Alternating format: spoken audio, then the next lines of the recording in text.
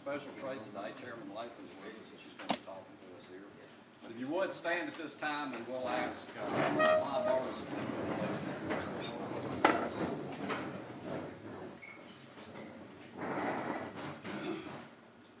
Father, we come to you this morning, thank you for all the things you've given us, allowed us to enjoy.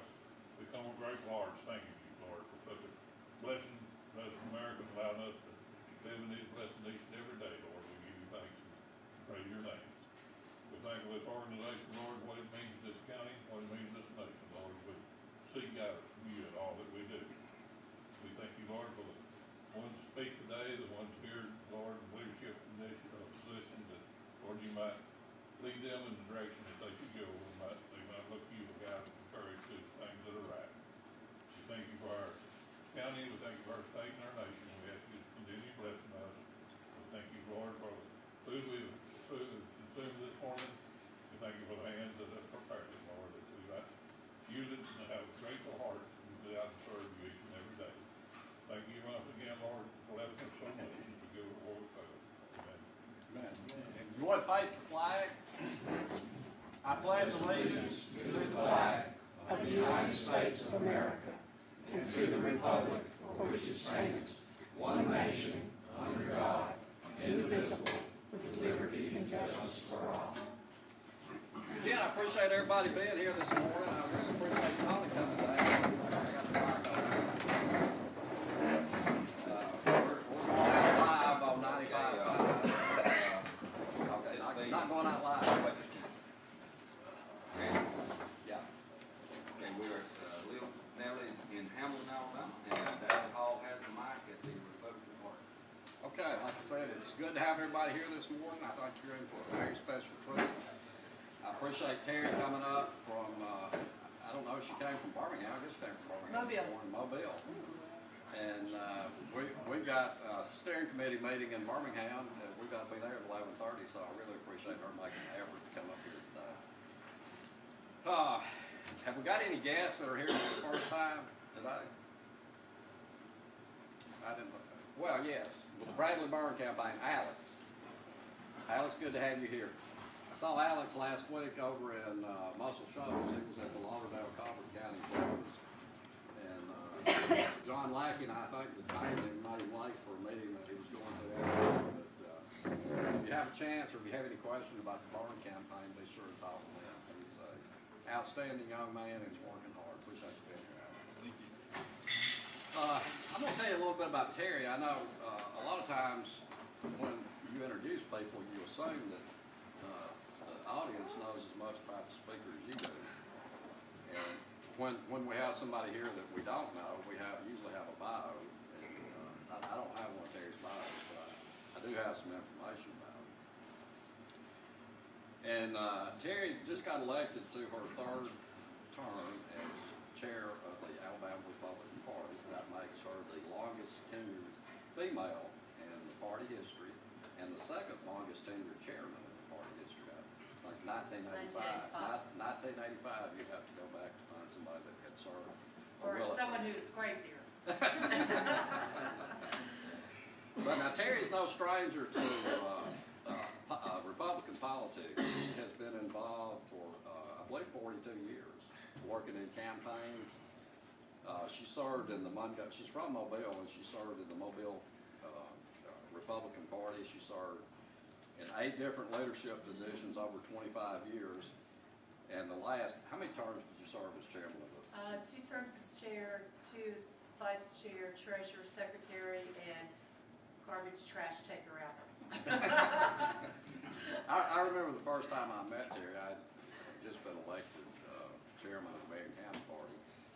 And Bill Armistead was the state party chairman, and he had Terry come to Birmingham and do a training seminar for county chairman, and that was the first time I met her. We talked after the meeting, and I was impressed with not only her abilities to teach and share information and help us new chairmen who didn't know a whole lot about what was going on and how to do our job, but also about her work ethic and her service.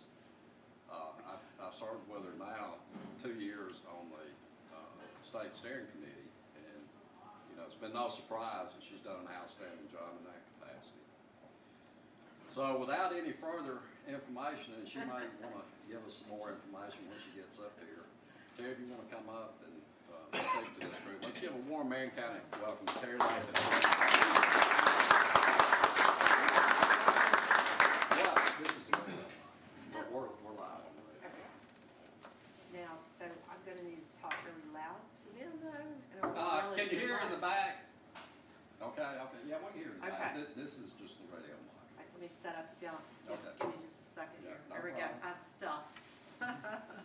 Former teacher always has stuff. That's right. Thank you very much. So I'm gonna talk a little loud. Can you hear me in the back? Okay, very good, excellent. If you can't, just let me know. And I hope I'm not being too loud for your radio audience. He's giving me a thumbs up like President Trump does. So that's a good signal right there. Thank you for inviting me, Mr. Chairman. It's a pleasure to be here. It's been a few years since I've been back. You've grown. This is a good thing. I had to make the block a couple times to find a parking place. That's a good problem to have, right? So I walk off a little breakfast this morning, but I'm grateful to be here. And I want to, I see some friends here. David Black's come over from a different county, so supportive always. I see Senator Stutts. I mentioned Austin Sheriff and the judge, and so you could be someplace else on Saturday morning, but you're here, and that's a blessing. So I hope I have some good news to share with you, some interesting things to share with you, and I kind of really want to go back to the future for a few minutes and go, where have we been in the last election term? Where are we, and where are we going? Because I think it's just as important on where we're at, where we're going, to learn from where we've been. So, you know, the first thing I do is when I travel around in counties, I do look at your statistics. So, you got some good numbers, Marion County. In November, you had an 81% Republican voting record in the general election in Marion County. 81%. Now that's almost mean. I'm just gonna tell you. That is amazingly awesome. Y'all are being ugly to the Democrats in this county, but that's okay. Keep it up. I think that's really important. If I understand, Mr. Chairman, y'all had 5 flips in this county too? I believe 3 county commissioner, coroner, and I have a Board of Education seat. Is that right? That's correct. I love to flip coroner seats. I do not know why, but that's like, you know, they're normally last on the ballot kind of thing, and if you can get down to the last of the kind of ballot and flip that from Democrat to Republican, for me, I just love that. That might be a little odd, but I think it's kind of fun anyway, because that means you're top to bottom is what it means. That's exactly what that means. So I did want to share too that the state party, when we looked at your numbers for November, we knew going in you were going to be a good solid red county. No doubt in our mind. We use a lot of data. We just don't use our gut. That's important on some things in life, but in politics, data numbers are very solid for us to work on. But we did invest some money in Marion County on Paige Vicks, I believe, her race as well. And we wanted to make sure we firmed that up. Did newspaper ads, and not sure if you recall that or not, so I was real glad to do that. We also invested heavily in Senator Stutts' race too, as a matter of fact. They came to me, and again, the Speaker of the House and the Senate Pro Tem, they were kind of doing the House and the Senate races. The state party was doing the state races. And I said, no, we want to help if we could help. And so it was an honor to work with you, Senator Stutts, and get you across that line, and you're doing a great job. The state party invested $540,000 in our race in November. That's a big lift. And the good news is our targets are getting smaller and smaller and smaller. As long as we do what we're supposed to do, follow the principles of the party, produce for our voters, those targets should get smaller. So I want to go back just a minute, share some interesting data, I believe, because I think it's important. On June the 5th in our primary, golly, that's not far from going on a year from now, is it? It seems like 10 years ago to me. But on June the 5th, in our primary, 68% of all voters walked in their precinct and said, "I'd like a Republican ballot, please." 68% in the state of Alabama voted in our primary. And so I think that is very good. At the same time last year, the Republican National Committee had a record-breaking year in fundraising. And I'll just tell you, raise your hand in here if you have ever given $1 to anything you don't believe in. For the people listening on the radio, there are no hands up in the audience. And that's because we do not invest or give our time and money on things we don't believe in, things we don't care about, and things we don't love. So the RNC had record-breaking cash coming in last year because people do care. And we believe and we know that Donald Trump is one of the reasons that tide is rising in our party, no question. Also like to report that the Republican National Committee has millions and millions of dollars. Last year at this time it was $54 million on hand, but that's almost a year ago. I need new numbers. The Democrats, $9 million. Listen to those numbers. People give to what they believe in, and they don't give to what they don't believe in. The Republican National Committee right now has $0 in debt. Zero. The Democratic National Committee sits at almost $7 million in debt. We practice what we preach in the Republican Party. I think those are really important. At the same time last year, do you remember the one big concern, the one thing we were all hearing about from the Democrats? I'll give you a hint. It has something to do with a color in the ocean. Anybody remember what they were all talking about? The blue wave, the blue wave. Well, let me tell you what, that thing came crashing down in the state of Alabama. But we were concerned, and we should have been concerned. And because we were concerned, because we were not complacent, what do? We worked as hard as 2018 as we did in 16, and 14, and 12, and 10. And that's what you do. Don't you? We do this in our families. We don't say, oh, our family had a great year, so we're going to stop. We're at the top of our game. We do it in your business. If you do that in business, your business is going to falter. You got to keep going. You keep going higher. You try to raise that bar. So we weren't concerned about the blue wave. All the Democrats were just, that's all they talked about. There was an energy in the Democratic Party in the state of Alabama that had not been there in a long time. They fielded candidates up and down the ballot, and we absolutely annihilated them. And one of the things that was very interesting, we were concerned about, if I'm to be honest, as we were coming out of the U.S. Senate race, Roy Moore, Doug Jones race in 2017, right? And what's the first race coming up for us to test to see, was that an anomaly or not? Are we losing the voters in Alabama? Have they changed in their policy? It was 2018. And clearly in 2018, the voters said, we're still here. We haven't gone anywhere. We're back with a vengeance. And so this is good news for us. So it's important to know where we were and kind of where we're going to go. I love this number. In November, the Republican Party picked up 71 extra seats that were Democrats. We flipped 71 seats across the state that we did not have and we did not see coming. That is not a blue wave. It might be a blue wish, but it was not a blue wave. And I see, until they change their policies, until they walk away, you've heard the walk away movement, until they walk away from the absolute atrocities of the liberal progressive program that they espouse every day. You can go turn your TV on right now and you're going to hear it. Until they stop that, pull that back, go a different way. As long as AOC and Bernie Sanders are the spokespeople for the Democratic Party, they are going to keep going backwards. Don't tell them I said that. It's a secret, okay? Have no problem with them continuing along a destructive path. But the reality is, this is really about America. It's not about a party or a person. It's about what's best for our country. And they are clearly waving their flag of liberalism. They keep changing the name. They just go, oh, we're Democrat. Oh, we're progressive. Or, oh, we're liberal. And it's like Obamacare. Oh, it's health care. Oh, it's Obamacare. Oh, now we're going to call it ACA. You can change the name all day long. It doesn't change the product. And that's one of their problems. So I think, again, they're going down another destructive path. We also had a record-breaking turnout in November, 1.9 million people voted in a midterm in Alabama.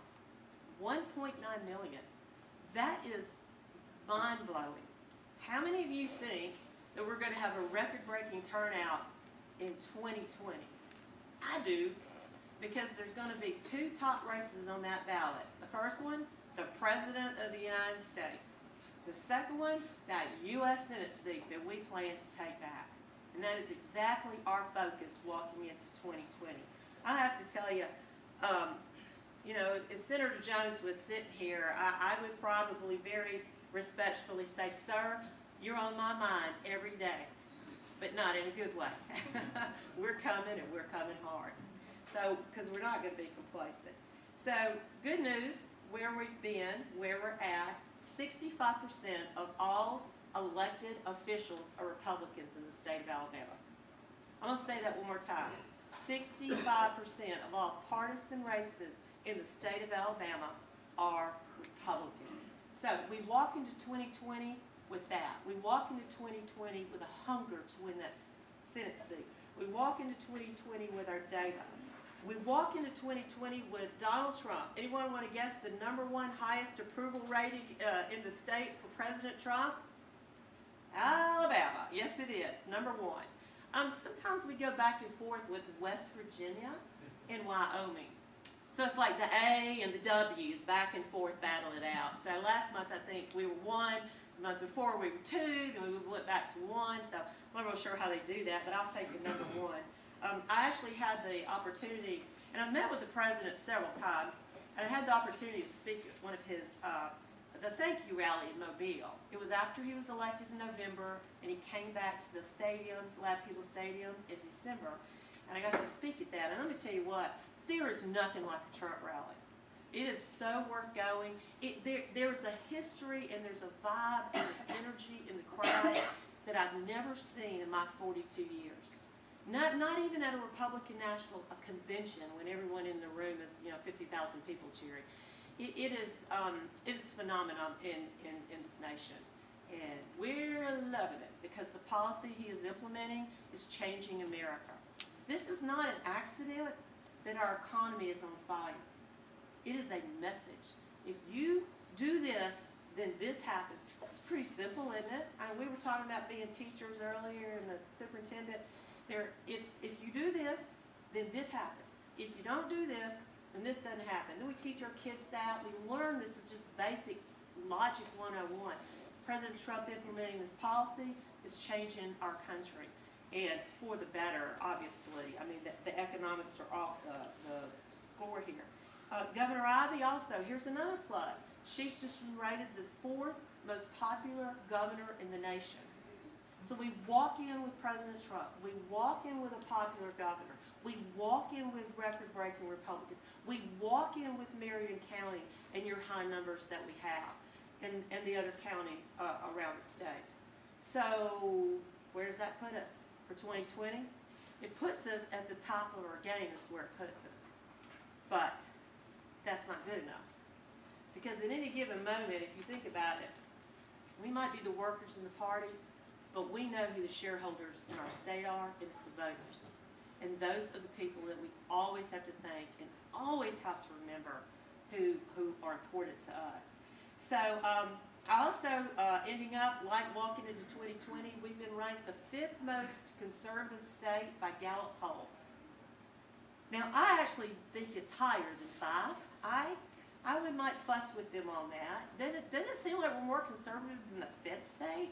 So that may be fake news, I'm not sure, but Gallup poll is pretty good. So that's another plus I think we have. So we walk out into 2020 to beat Doug Jones with a lot of interest and stuff.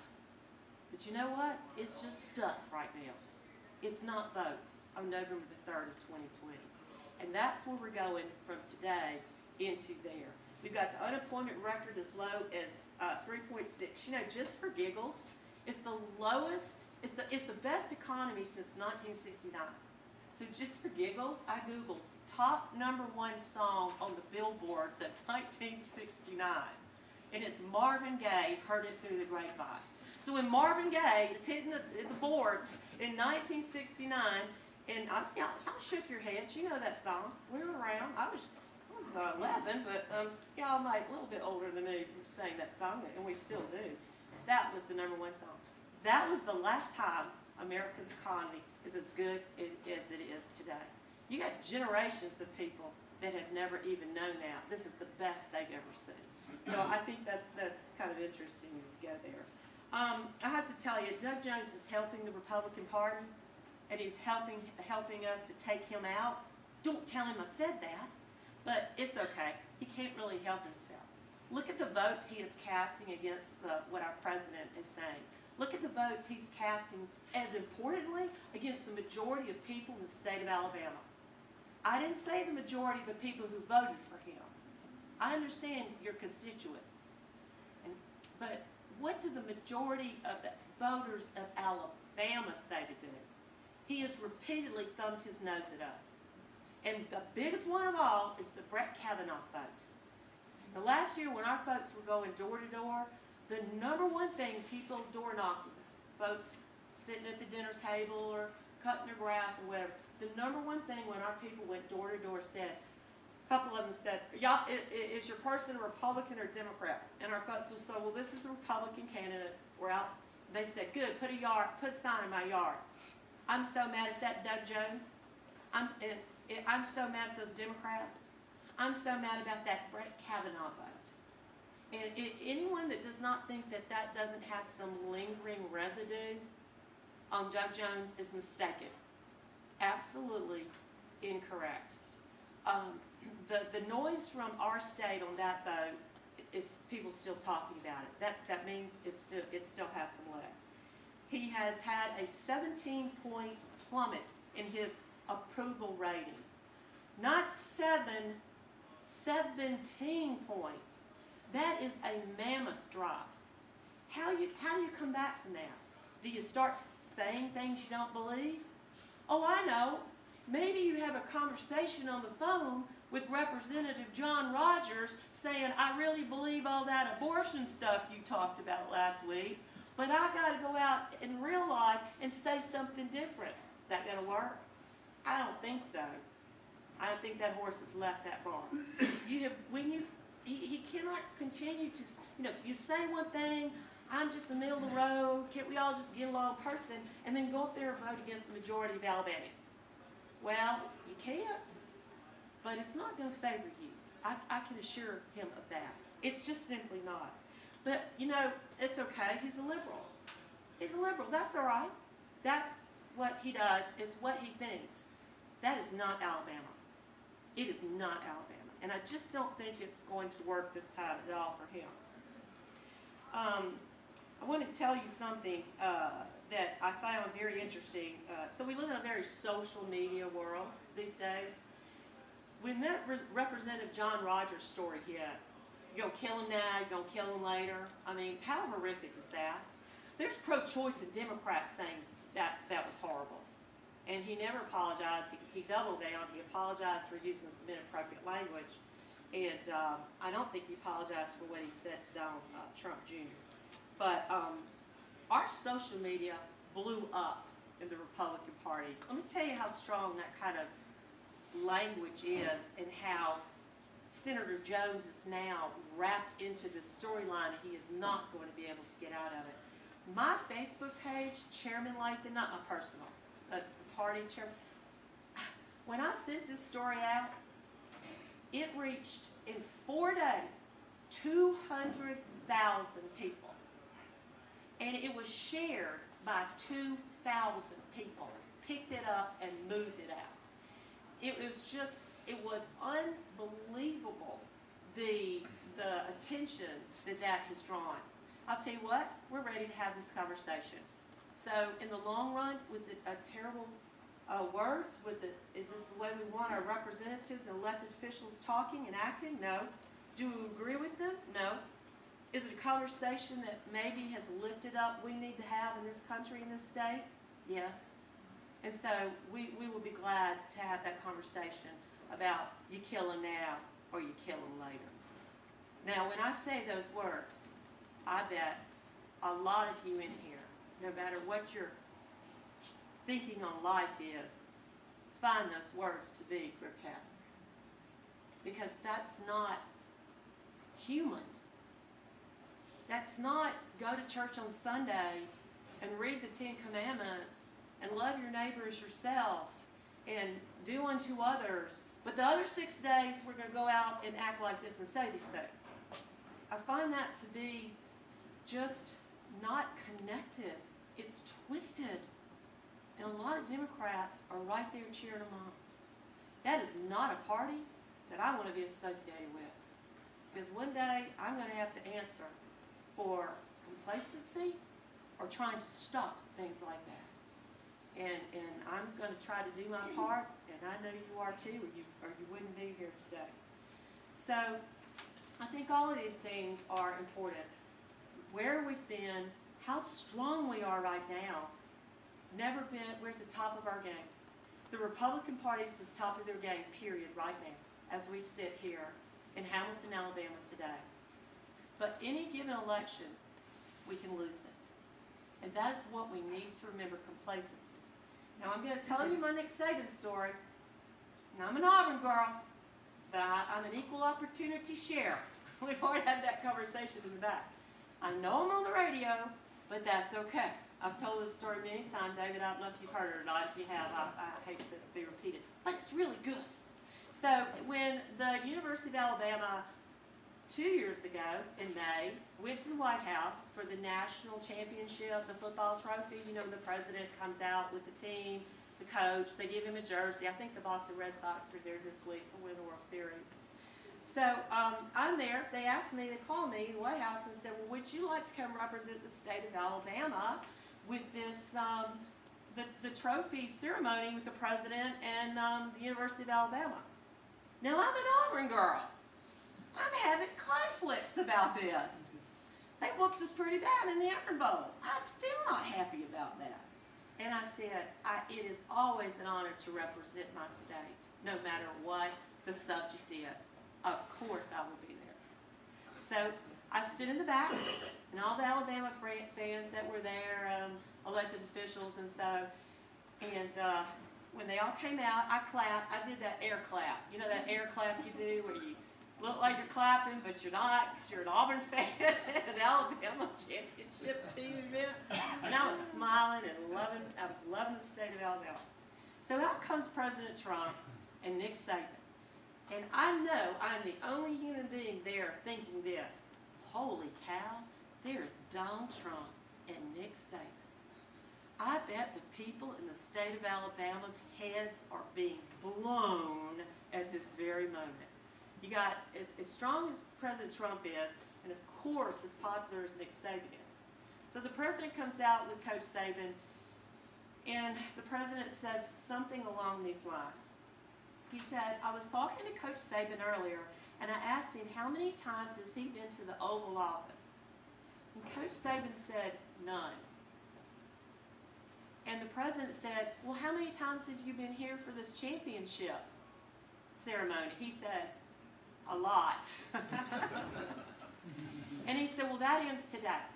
You're going in the Oval Office with me. So the president took Coach Saban into the Oval Office. And he said, when I was in there, I asked Coach Saban the following question. Again, I'm paraphrasing from what I heard the president saying, so, you know, I hope it's pretty much the big subject here. He said, Coach, you know, I love winning. I love to win. And your team loves to win. He said, yes, sir, we do. He said, Coach, what is your secret to all the winning that you do?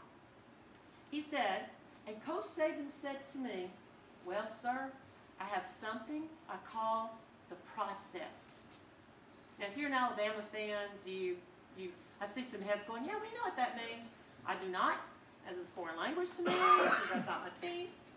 He said, I have something to call a process. He said, well, what does that mean, process? What do you do? And so the president said, Coach Saban gave me some examples. And he said, one of the examples he said was, well, sir, one of my standing rules is my players and my staff are not allowed to look at the scoreboard during the game. That is not allowed. And the minute he said that, I'm not sure what they all said after that, but I stopped and I started thinking about that. Now, why would that be a rule not to look at the scoreboard in the middle of the game? I started thinking, okay. Because it takes your eye off your job. Because if you're looking up, you're not looking down. The ball is not up. The ball is down on the ground. Or you're not looking over at your coach. You're not looking at the signals. You're not paying attention. You're not thinking, what did I just mess up that I better do right, or I'm going to get in trouble and get pulled off this field. It is a simple, simple task that made perfect sense to me. Do not take your eye off your job. There is plenty of time after the scoreboard is on zeros to look up and celebrate. And I thought about that in our state of Alabama. Again, I'm the only person sitting back in the back thinking about this kind of stuff, politics, I can assure you. Because I thought of you, and I thought of us. And I thought, wow, we're at the top of our game. If you want to call us champions in the political world, we're champions, the Republican Party in this state. We've worked hard. We've done our 2 days. We've put in the hard time.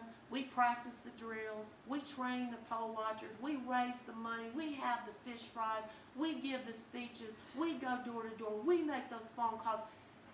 But if we get complacent and we take our eye off of what our ball is, the election coming up, then we can lose.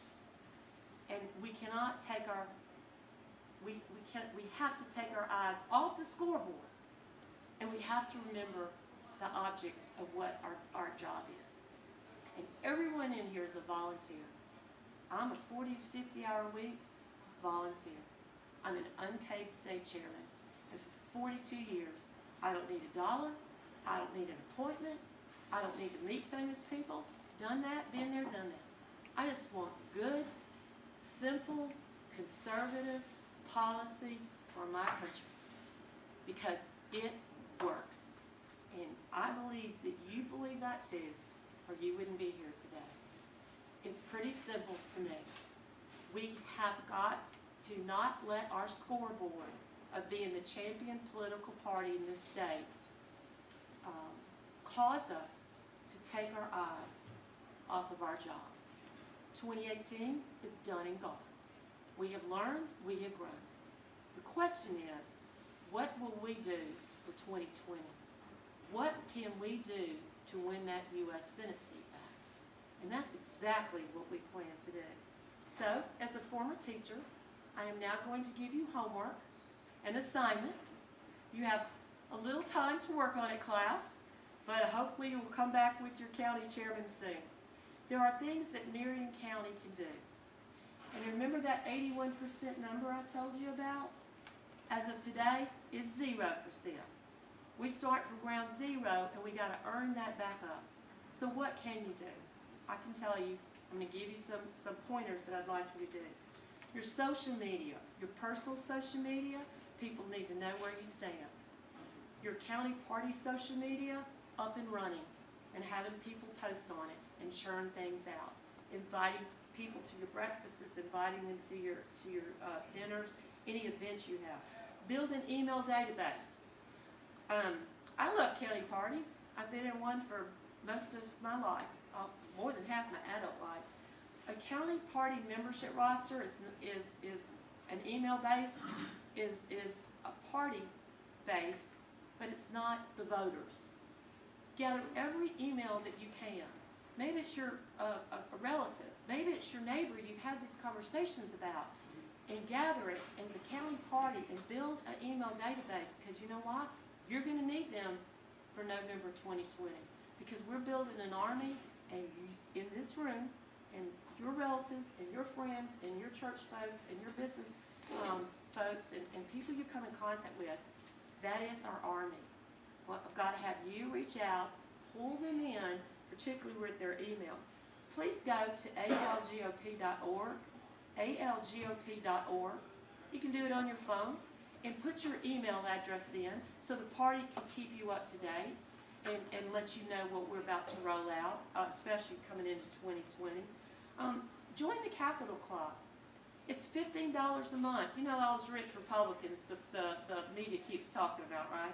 It's $15 a month, algop.org, and help us in funding the state party so we can put money into these counties around the state like we've been doing. Plan fundraisers, plan special events. When you're there, have sign-in sheets. Grab those emails for people coming by. If you're giving away a free hat or a free something, snatch those emails, build that database. Register to people to vote. Oh my goodness gracious, that's important. You don't think the Democrats are doing that today? They absolutely are. But I know that we're really red, so we really, I don't really have to do. Yes, we do, because they're doing the same thing. Do you know you can register to people to vote in Alabama on your phone? There's an app. There is an app for everything, right? It's called Vote for Alabama. So on your phone, you go to your app store and type in Vote for Alabama. You can download the Secretary of State's app on your phone. And if you're standing in a grocery store talking to someone you run into, a neighbor, or maybe a new person, if they have a valid driver's license, you can whip your phone out and register them to vote anywhere. Anywhere. You don't have to go to the board of registrars or go get a piece of paper. That is very helpful to us in our party. You can also help them register to vote or download items at the Secretary of State's website too. So, some of what I've just said is so boring, and numbers are, they seem so far and so distant away sometimes. And doing all this work just seems like, well, someone else will do it. But the situation is, and here's my question to you, Marion County. How bad do you want to beat Doug Jones? If you want to beat Doug Jones a little or a lot, it doesn't matter. If it's even just, yes, I do, then these are some of the things that we need the party members to start implementing. We've got some time. We're building that army. And also, I'm rolling out a 67-county plan to do this called GROW, Growing Republican Organizations to Win. I'll be working with your county party chairman. All 67 county chairs are going to be involved in this. I am not, personally, I will speak for myself, I am not going to get up on November the 4th of 2020 and say, if I'd only done just this, if I'd only just done this much more, just this much more. I am going to be free of that, because I can tell you right now, I am a woman on a mission. And I'm going to wake up November the 4th and go, I did everything I possibly could, win or lose. And I'm asking you to take that journey, not just with me, but take it for the state of Alabama. And so I appreciate your time, where we've been, where we are, and where we're going to go. And I am looking forward to that day in 2020, I can assure you. So at this time, if there's just a few minutes, if you have some questions, I'll give it my best shot. Anybody have a question? Yes, sir. No, Sarah, it would be great if we could get a lot of poll watchers, Yes, sir. poll watchers, that is.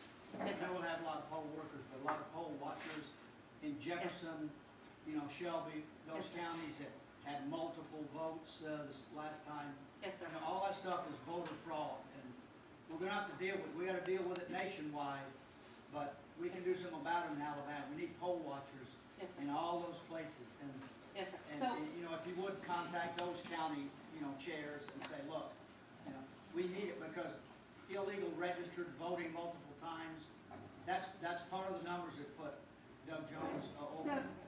and you know what? That is one of the most boring topics in the universe for most people, poll watchers, but you're not most people. It is one of my favorite topics in the entire world. I've sat as a poll watcher growing up in the party. I personally have trained over 500 people as poll watchers. And so I love it because being on the outside wearing a greeter button, hi, we're glad you're here to vote today, that's interesting, but there are no votes cast on the outside of the building. The votes are cast on the inside of the building. So you are talking to one of the strongest advocates, if not in the state of Alabama, the RNC chairs, some of them might fight me over that, for poll watching. Let me tell you what the party has done in the past. We look at every precinct, all 3,000 of them, I think it's over 3,000 in the state of Alabama. We target the ones with a very high Democratic turnout, and we go and train and put poll watchers in those places. So, you might not see them in Marion County. We are not going to send a poll watcher to precincts that are voting 82% Republican. But we will be putting them in one that will be voting 82% Democrat. One person, one vote, legal voter, we will never say a word. But our people are trained, and they know what to do to stop. Now I have to tell you, here's good news. With the voter ID, picture ID that's come out, less and less and less problems at the polls. Poll workers and watchers being trained, less and less and less problems, as it should be. This is not hard. This is not hard. I was sitting in a precinct in Mobile County once, and a man walked in. It was in 2008. I remember because it was the first year Barack Obama was on the ballot, and I was sitting there, probably from here to David Black at the sign-in table, because that's where you got to sit, because it doesn't do you good being in the back. You got to be here at the table listening, which is what we teach people, right? And this man walked in, and he said, well, he pulled out his driver's license. He says, well, I'm so-and-so. I'm from New York, but I didn't get a chance to vote before I left New York, and I'm staying with my sister, and she said I could come over here and vote. I don't know if they'd let him vote or not, but I know they didn't with me sitting there. And I'll tell you what they did. The workers started looking over at me immediately, which told me a lot. Instead of them automatically saying, well, sir, I'm sorry, but you're not registered in the state of Alabama. We can't let you vote here. They hesitated and looked over at me. Now that was bothersome. I just stood up. I didn't say a word. You know why I didn't have to say a word? Because they knew I was listening. I didn't have to do anything. And they turned him away. And he was agitated. Well, I was told y'all would let me vote here. That is why it is boring but important to have poll watchers. Hey, how many burglars have burglar bars on their house? None. You know what kind of money the Democratic Party spends on poll security, ballot security? None. Do you know how much the Republican Party spends across the nation on ballot security? Millions. Why is that? There's a reason for that. Know that we have a very good poll watching system in our state. You might not see them because you're in Marion County, but they're out. Yes, sir. Anybody else? Well, you know, nationwide though, it's a real problem. We have almost 5 million illegal votes for Clinton. We have half the states that will not enforce proper voter registration. You have dead people still on the rolls. It's a huge problem. And if we want President Trump to be president after 2020, we better pay attention and sure. I can't do speak. as much national. Yes, sir. I can't really speak for the 49 states or procedures or who will do what, but it is absolutely amazing to me. Look, I'm a pretty simple girl. I'm a blonde-headed lady. I live on a dirt road in Theodore, Alabama. My husband raises our cattle and grows our own food. I'm a former 5th grade school teacher, and I love this country. I'm a pretty simple person. I really am. Amen. And I don't know why we have got to have fights and arguments and discussions over whether we should follow our laws or not. Now look, we grew up. This is a law, or mom and daddy, this is your rule, right? Or you supposed to be in at 10 p.m., or you better not take that car, so-and-so riding in that car. We live our life by rules. We live in a country of laws, because without that we are lawless. Chaos reigns. Why is this so hard and frustrating that we have got to constantly fight to follow our laws? If you don't like the law, change the law. But until then, you follow the law. You're exactly right. People are absolutely, depending upon their political agenda in different states, easily ignoring it. And we have, I don't control California, New Jersey, Idaho, what they do. The good news is the state of Alabama, John Merrill is doing a really good job in cleaning those rolls up, and we're in good shape here. Yes, sir. Parties are about winning elections. They are. And legislators make the laws. And the challenge we had at our winter meeting, the conflict between what the law was going to eventually be and what the party intended. Mhm. That's a challenge in party politics.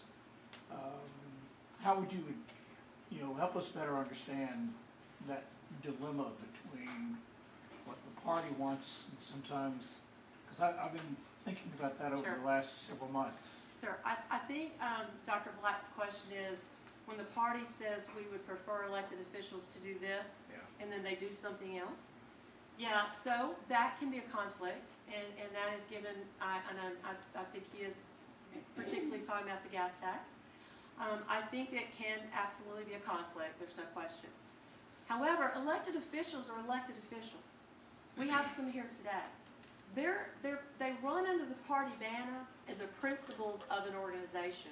But the constituents, the voters, the shareholders are the ones who put them in that position.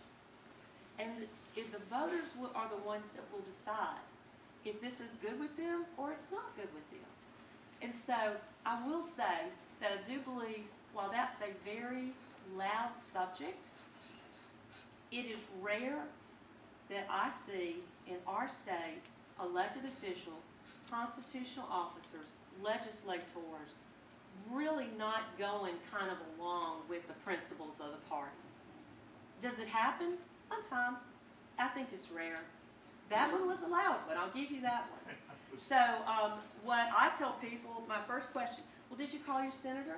Did you call your House member? You know what the answer is most of the time? Guess what they tell me? No.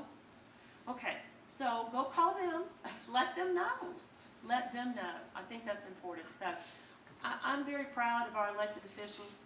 If you look overall, we have done phenomenal things in this state, and the Republican elected officials, we don't talk about it enough, and they don't get the due credit they're due. They have cut $1 billion a year, and you don't hear about that from the media. How do they do that? Well, how do you just, like Barack Obama, you can't just wave a wand to do that. You can. You don't put employees back in the government teal that don't need to be there. That's how you do it. You consolidate services, which the legislators have done. You cut the state tax, which Republicans have done. So there's a lot of different things they've done. They don't get the credit, and it is a pleasure to work with this group of elected officials. I think the key is that we don't have to be perfectly united, That's right. but we have to unify to At the reach- end of the day. Hey, raise your hand if you always agree with your spouse. Okay, there's no hands up in the audience in the radio for that. But it's still your family. It's still the people you love and you build a life with. We're not always going to agree on everything. But as long as we can have debate about it. And then remember that the main thing is the main thing to remember. So I hope that's where we can always get in our party. One more question real quick. Can I ask you a question about the Electoral College? The Electoral College, yes. President Trump's reelection, Yes. Midwest was big. Yes. What's it look like for reelection? Specifically, Wisconsin, Michigan, Sure. Midwest. I haven't looked at the individual state numbers in those, those 3 states that put us over. I don't know about y'all, but I was going into that evening I was pacing like a cat across the room because I didn't know which way it was going to go. And when we saw Pennsylvania come in, we're like, whoa, what?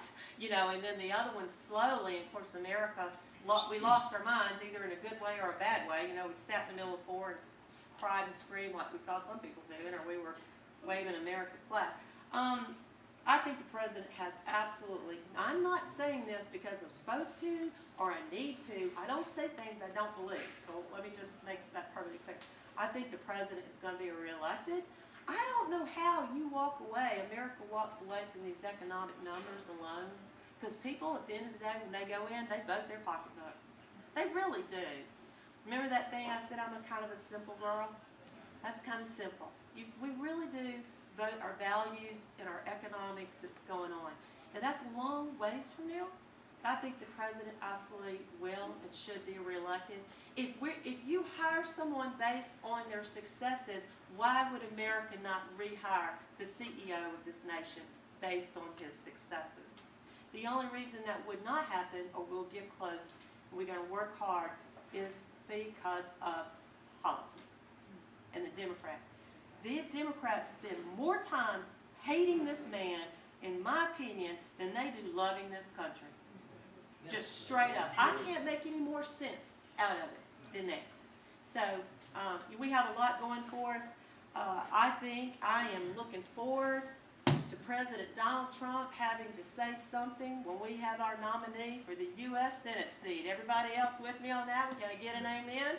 Amen. Because that's going to be a good tweet right there. I can promise you that. Anyway, thank you for the opportunity. Thank you to be on your station today. I'm coming out of a bronchitis infection. I'm getting older. My mind says I'm 30. My body's like, oh no, hang on a minute there. Nudges me a little bit. So I'm a little stuffy, but I appreciate the opportunity, Mr. Chairman. It is a joy to work with David on the State Steering Committee. He is solid as a rock. He does not blink, and we need good folks like that in the party. I'm very appreciative to be here. So thank you for your time.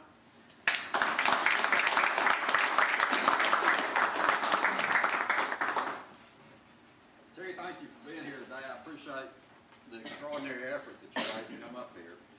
When you live in Mobile and work in Birmingham, she's all over the state during the week, it's really amazing how much she does, and like she said, it's a volunteer position. So we thank you for your leadership and everything you do for the party.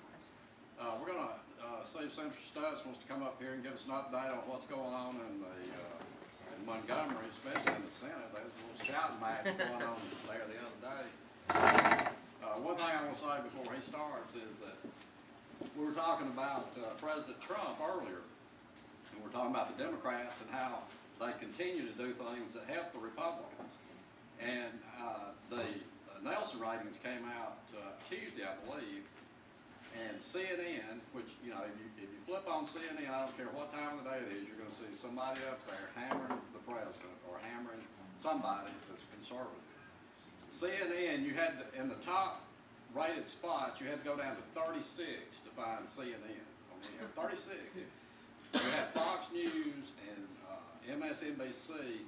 MSNBC had 4 spots out of the top 36. Fox News had the rest of them, with Hannity at the top spot with more viewers than 6 of the CNN spots. So I think that's an indication of how people in this country feel. So Seth, tell us what's going on down in Montgomery. Thank you, David. Terry, thank you so much for being here.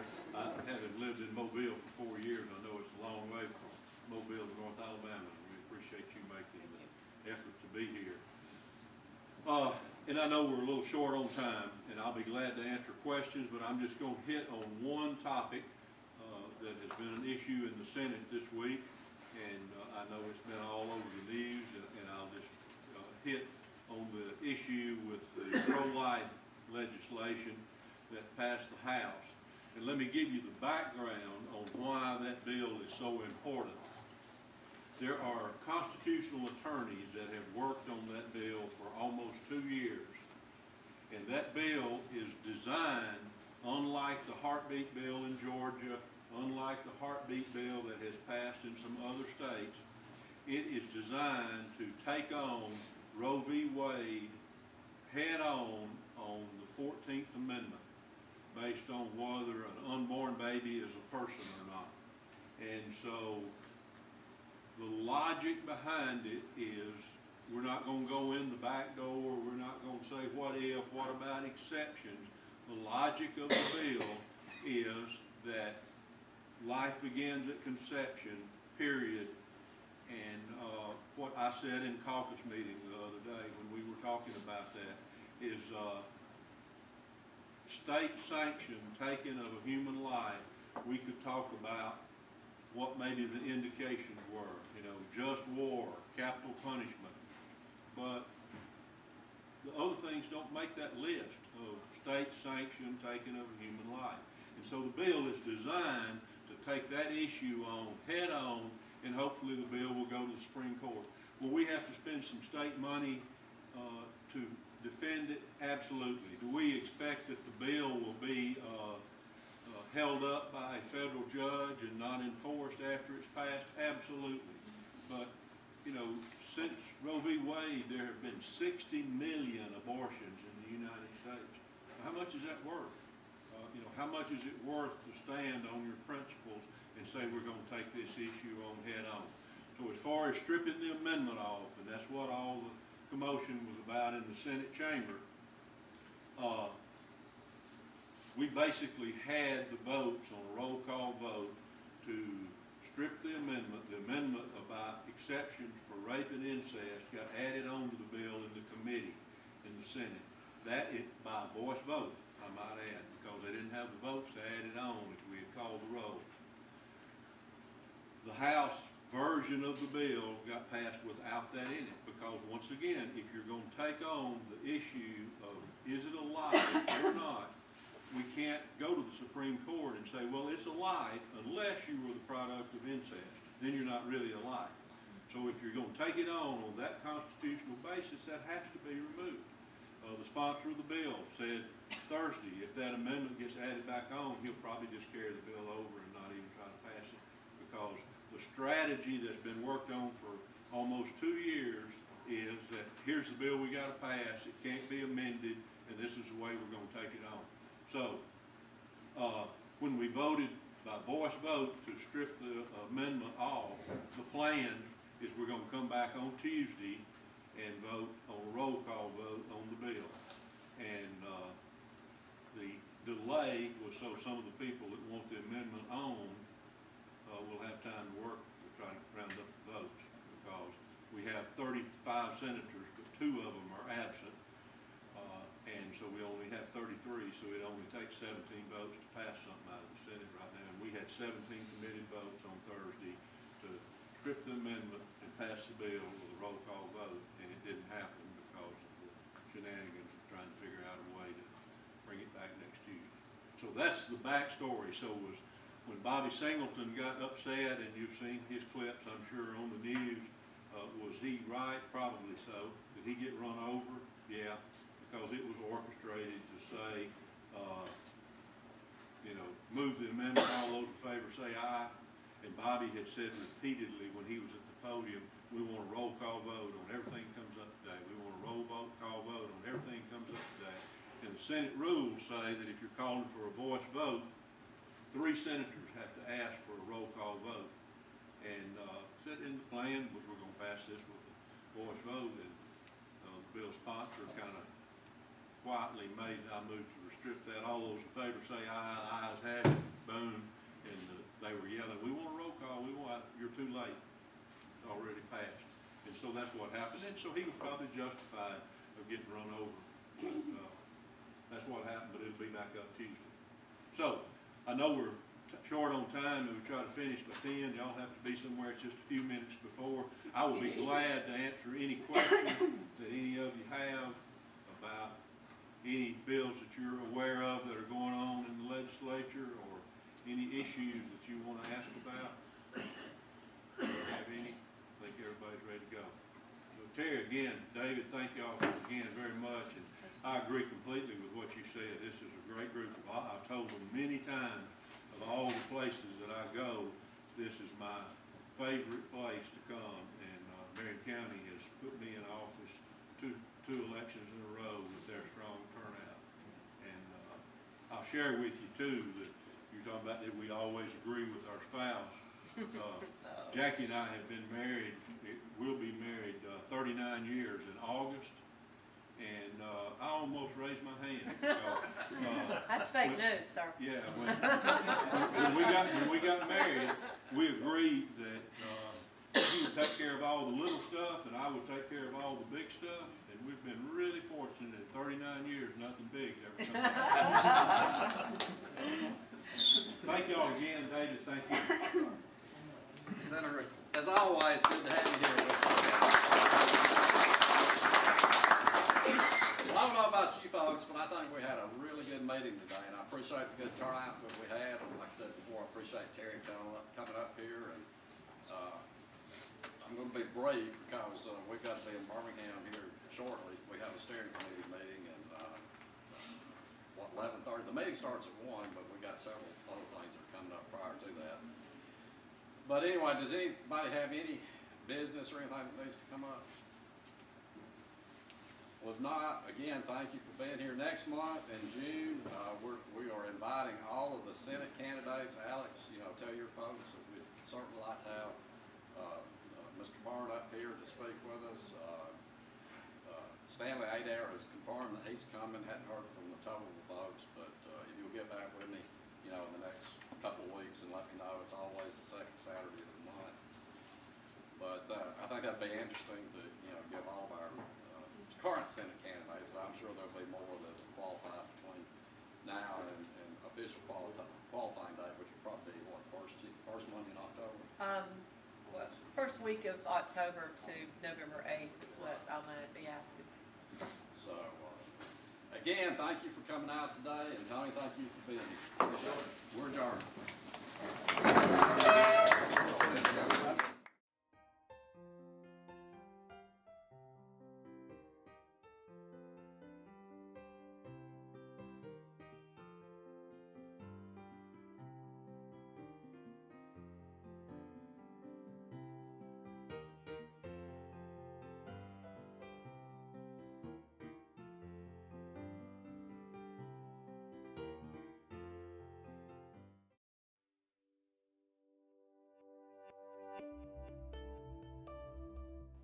Don't forget to like and subscribe to our YouTube channel at www.youtube.com/49 County News TV.